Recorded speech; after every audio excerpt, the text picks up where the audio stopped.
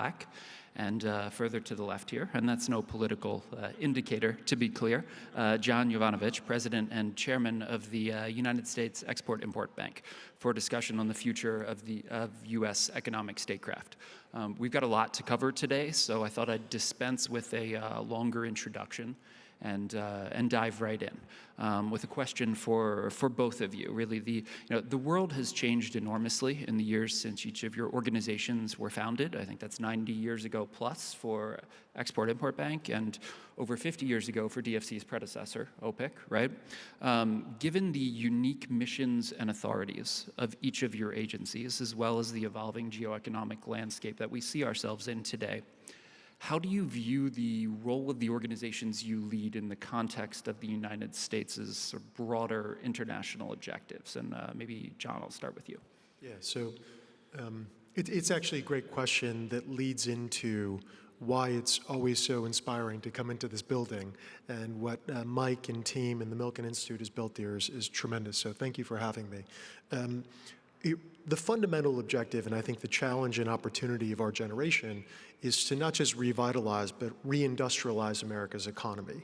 Not just for our benefit, but for the benefit of our strategic allies around the world. And that also really helps usher in what we believe is a revitalization of the American dream.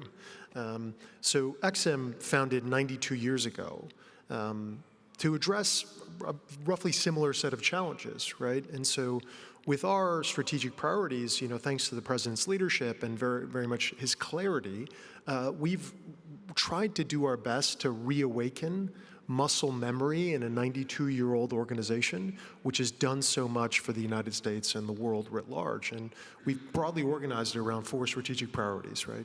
Number 1 is we want to bring the bank back to basics.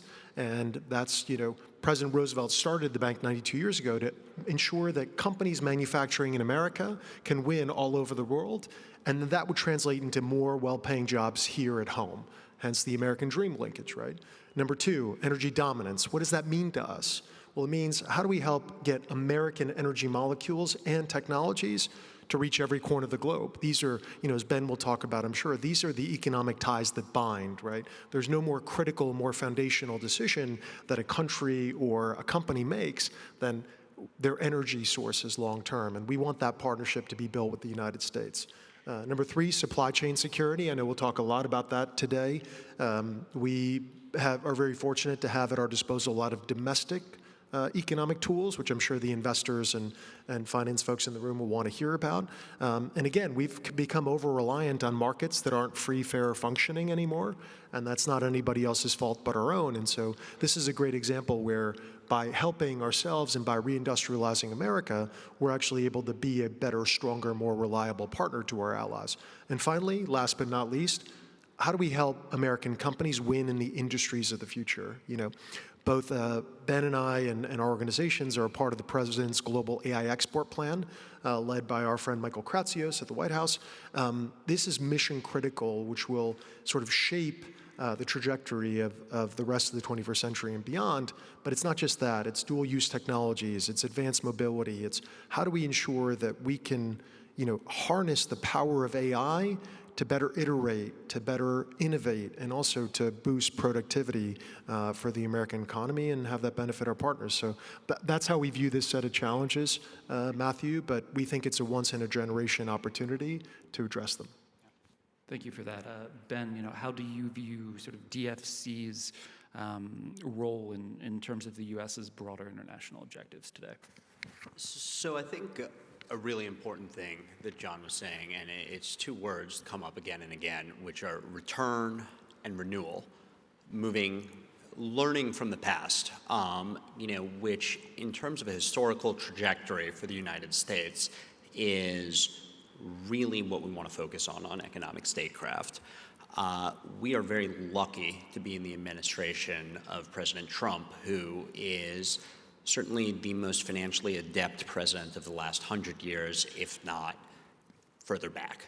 And why that's so important is because fundamentally, finance, economics, capital markets have been such a key linchpin to American strength throughout history. it's actually very fitting to follow after capital markets regulation in that panel, because one of the really important things when you're exporting goods, when we're investing overseas, is also the concept of exporting the American system and exporting American capital markets and bringing capital back into them. You think back to something like the Marshall Plan, and lost in today's discussion on things like that are 70% of the capital that went into the Marshall Plan, into the ERP, was used to purchase U.S. goods and services. So it had an enormous stimulative effect on the U.S. economy, and it's why investing overseas has direct benefits and indirect benefits to the American taxpayer, American workers, and American business. But even more than that, it created enormous export markets and hardwired them that then became markets for U.S. business. On top of that, if we continue on that, was the concept of we had an absolute right under the ERP to first call on critical materials. So one of the things EXIM and DFC have been very focused on are making sure we're clearing up supply chains, things that are across the commodities space, but also finished or partially produced goods. We're filling a shopping list for the rest of the government and the American workforce to make sure things like bottlenecks that happen with rare earths and a host of other things that are on the critical minerals list can't happen again. We saw this with a lot of pharma APIs during COVID, and so it was a huge wake-up call. And DFC moving forward is looking to make sure that does not happen as well. No, thank you. You both mentioned a number of key industries, supply chains, U.S. goods, services, and the export of them. And I want to come back to that, but one thing I did want to quickly ask about was the context of reauthorization, right? And DFC was recently reauthorized at the end of 2025 in a bipartisan fashion. Export-Import Bank is up for reauthorization this year. So, Ben, maybe I'll start with you. You received a lot of significant new authorities in that reauthorization. How do you plan to utilize them? So, first, on reauthorization, DFC's team, our ledge team, was enormous there. We had phenomenal support from the administration and the White House. Good luck, John. It's quite a process. But also the legislators on the Hill were really fantastic for this. And as you mentioned, it's bipartisan. So when DFC was created under the BUILD Act, the main rump of the organization was the old OPIC, which had been founded in '71. And then there were odds and ends from a number of different agencies that got cobbled together. And so it was a $60 billion budget, but with very, very constrained abilities where to invest. I always use the example of Trinidad as one. So, previously the definitions of what was investable was as defined by the World Bank's country classification list. Now, so no high-income countries were available on that. Now, the way that's calculated, island nations and small population nations, particularly ones that have tourism industries, disproportionately suffer and are classified as high income. So, but for the fact that China was a country of concern that could not be invested in, that was not a high-income country, but Trinidad was, despite the fact that China has invested $3 billion into Trinidad and built the president's house. So not being shackled by that is enormously important, especially if you consider that the DFC under the BUILD Act was created as a bulwark against China's Belt and Road Initiative. So not being able to invest in 60 to 80 countries while China's investing everywhere in the world is not the best situation to have been in, but that's gone now. And there was a priority made across the board to really focus on energy, critical minerals, and ICT, which I used to know as TMT, but so that's information technology, communications, and broadly technology, which is incredibly important. On top of that, we went from 60 to 205. Now, that's incremental, but effectively with what was spent on the 60, which is 45, that's a 6-year authorization of $160 billion, which would roughly calculate to $27.5 billion going out a year. That really changes the way that we can focus on projects, especially in infrastructure, that move the needle. And then finally, and incredibly important, is the $5 billion equity revolver, which allows us to play across the capital structure and be in risk positions, but also further incentivize private capital. 205 is an enormous number, but let's remember Belt and Road conservatively is 1.5 trillion. So but you don't want to be equal to 1.5 trillion because then you're just recreating state capitalism that way. What's much more valuable is putting together capital stacks that incentivize private capital to come in, and then you're really building markets and enduring partnerships where U.S. capital and other allies' capital is coming into a region. Great, thank you. John, you've got reauthorization coming up this year.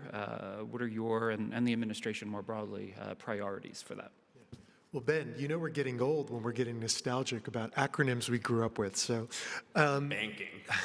So look, DFC did a tremendous job at getting reauthorized, and we always view DFC's success as our success more broadly.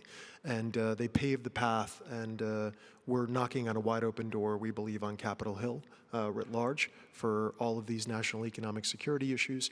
For us, the objective is very simple. We want to get it done.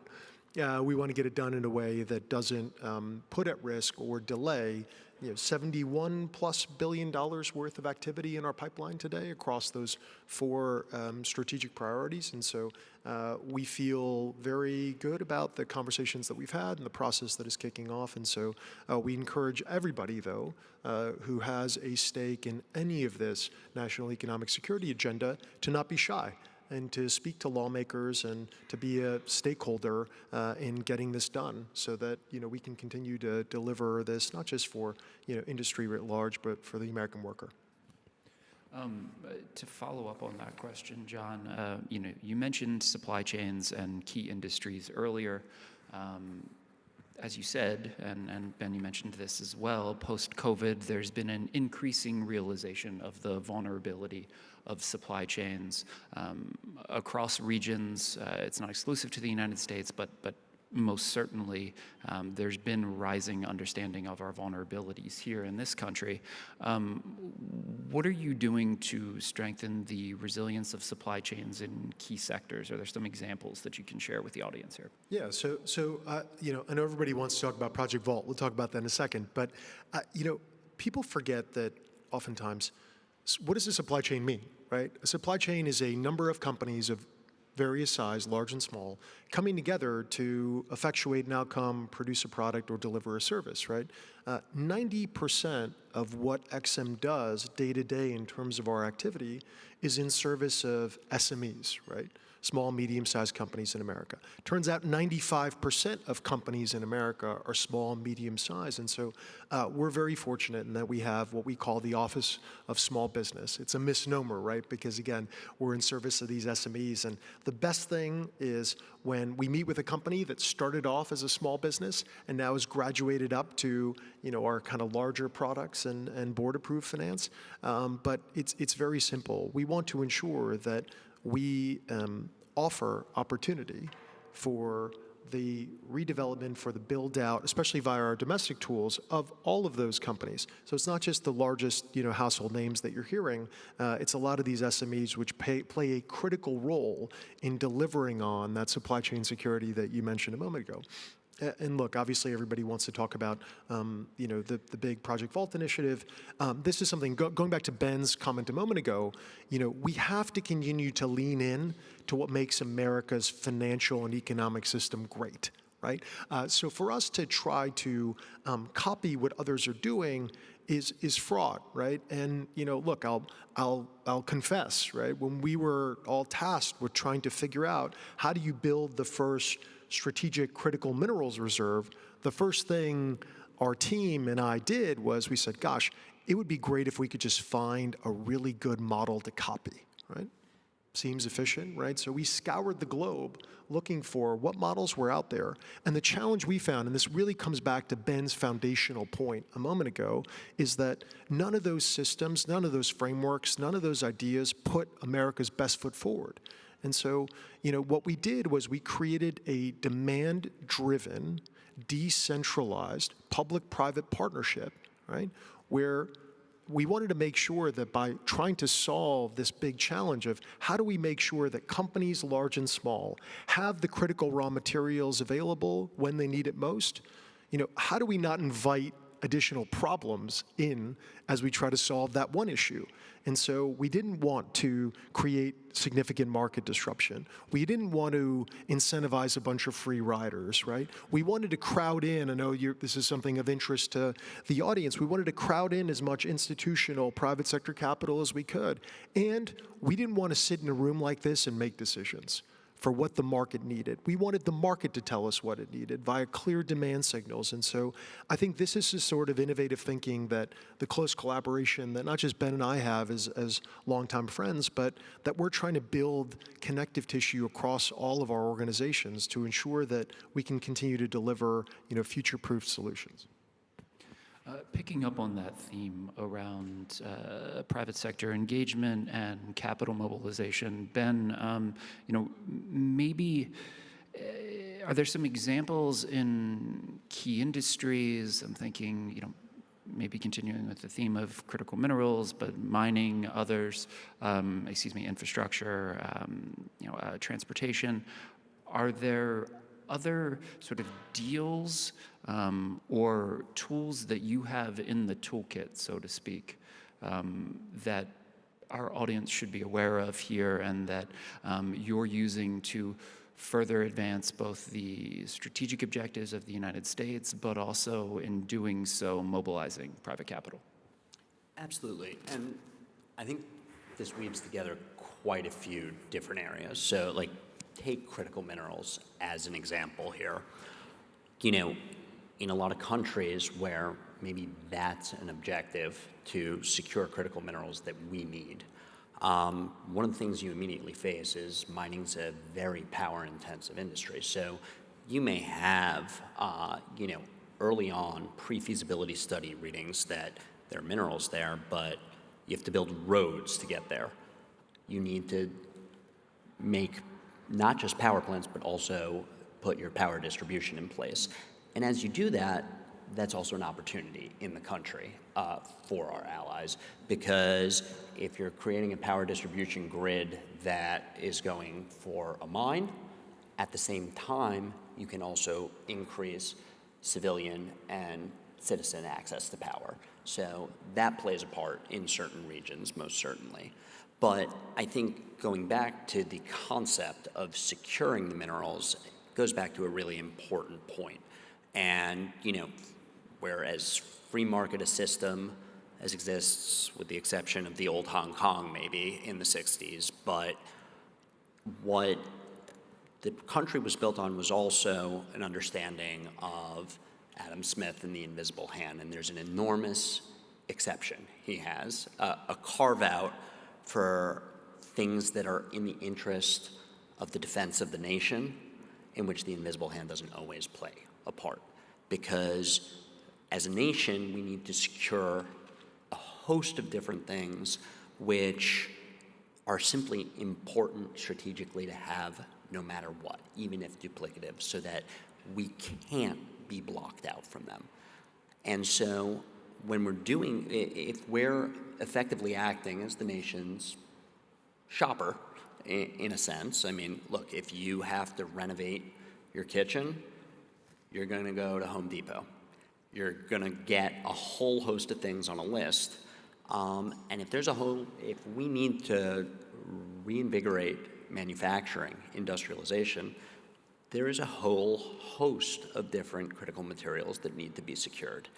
And that's an enormous part of our job here to do. And all the ancillary effects, building something like the Libido Corridor Railway, what is great about that is, and it's no different from the railroads going out west in the 1800s, each stop, each area, you get more commercialization and industry and the improvement of lives across there and the growth of SMEs implicitly there.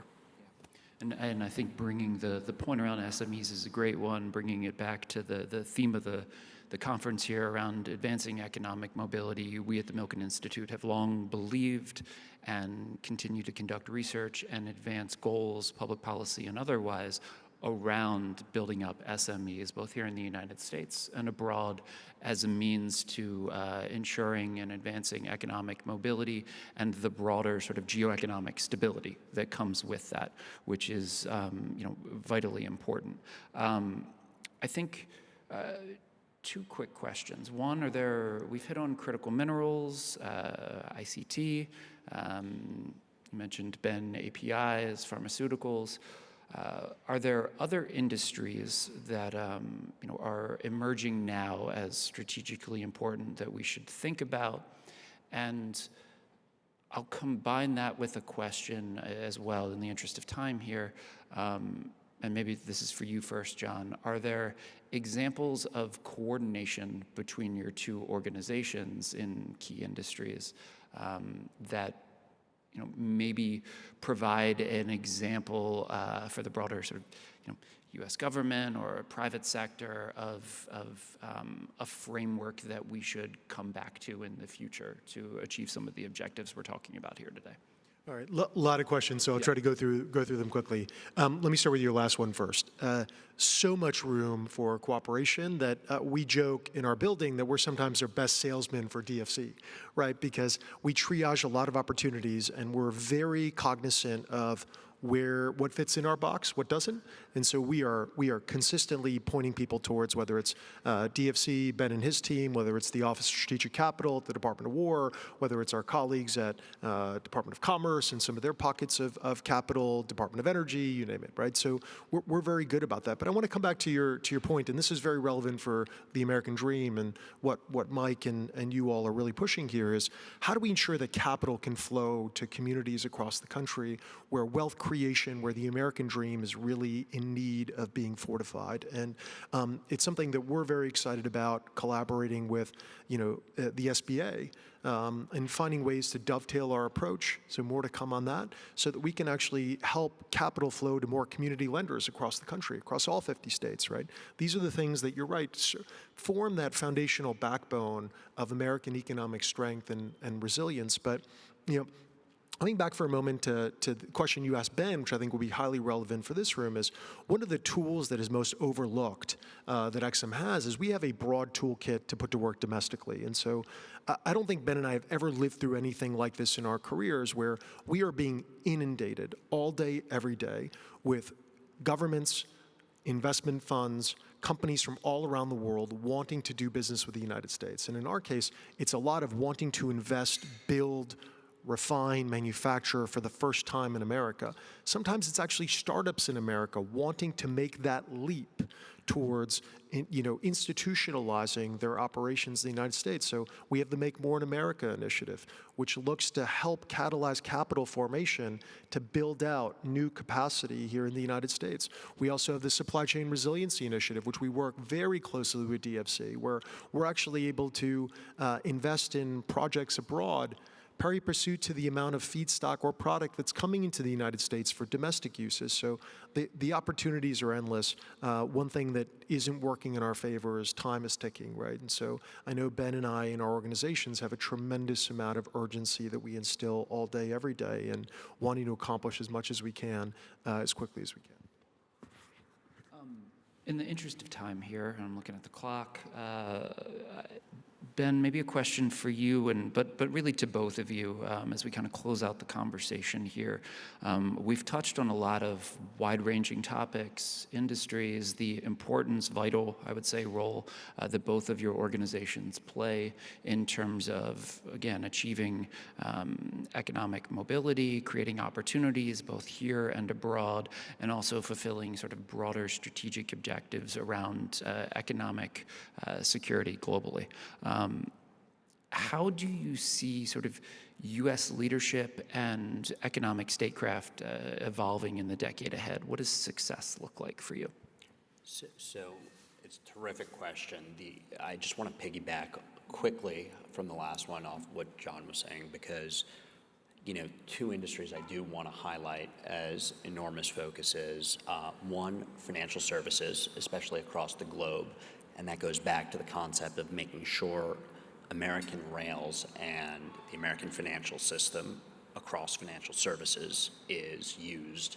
And increasingly, financial services are very tied up in technology, so that's important. The thing we haven't hit on, which we spend so much of our time on, is energy.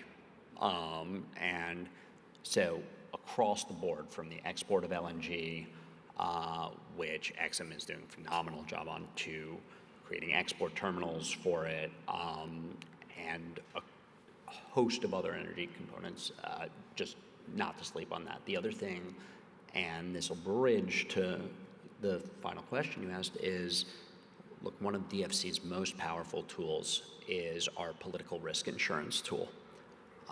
With it, we stand in the place of foreign governments for U.S. capital to come invest in those countries, and instead of a B- rating that you're waiting on as a payor, it's now the AA rating of the U.S. It should be AAA, but that's a different discussion. But it's incredibly important because you can mobilize private capital into places and create markets, which is where success 10 years down the road. Look, I don't have the luxury of saying what Bob Lovett did on the Marshall Plan was one of his great successes, was that it ended. They did their job. There will always be needs across the world, new flashpoints, places to create markets, but real success is 10 years from now, the investments we've made are in countries that are U.S. allies with flourishing markets that don't need public capital coming in anymore. These countries now invest in the U.S., and the investments made a very nice return for the U.S. taxpayer. John, do you want to add to that? The President's been very clear about what success looks like. He wants to see America and our strategic allies enjoy security, stability, prosperity. We will be successful if we help revitalize and reindustrialize America. That has to translate into more well-paying jobs across our country, right? So not just in downtown Washington and midtown Manhattan and all the places where MeWe spend a lot of time, but in all of our communities, large and small. Do everyday Americans and companies, large and small, have access to what they need when they need it most? And finally, I think we've already been successful, even in convening a room like this, to talk about what Ben and I would call the brick and mortar world, right? For far too long, I think, particularly our capital markets have been overly focused on embracing a cloud-based economy, right? Or a cloud-based view of the world. And it turns out that it's the revenge of the real world. And, ensuring that we build again, that we manufacture again, that we're cognizant of the, physical choke points, not just in our economy, but for our allies abroad. I think that's really important, and so that's how we'll judge success. Thank you for that, and we're out of time here, so please join me in thanking both Ben and John.